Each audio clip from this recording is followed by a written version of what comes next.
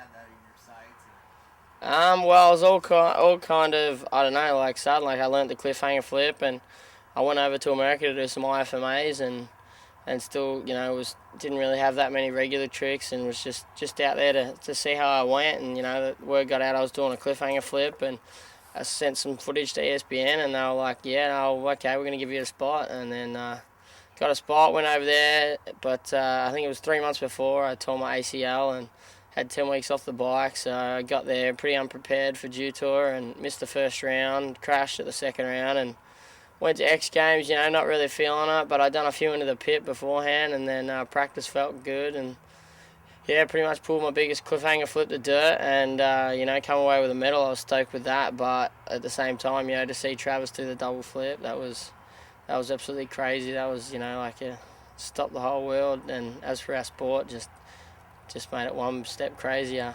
That shift is happening. Well, I guess the hardest thing for someone international is to go to America and get a setup like they have at home, with a good place to ride, solid bikes, and just everyday life. Don't know where anything is when you move there. You've got no car, you're relying on other people so much, so it's just hard to get over there and get a solid setup like you do at home. Like here, I can just run my whole operation just like with a click of a finger, and then going to America, I got to find a place to live. I got to get stuff sent to me. I got to try and find where everything is. I'm always getting lost, trying to find places to ride, and like a foam pit to use every so often and stuff like that. But most of the riders are pretty helpful with that. But I think that initial jump to get set up is extremely hard. Like for a BMXer, they can just throw their bike in a suitcase and head over. With us, it's a little bit harder. So hopefully you'll see a few of us over there soon.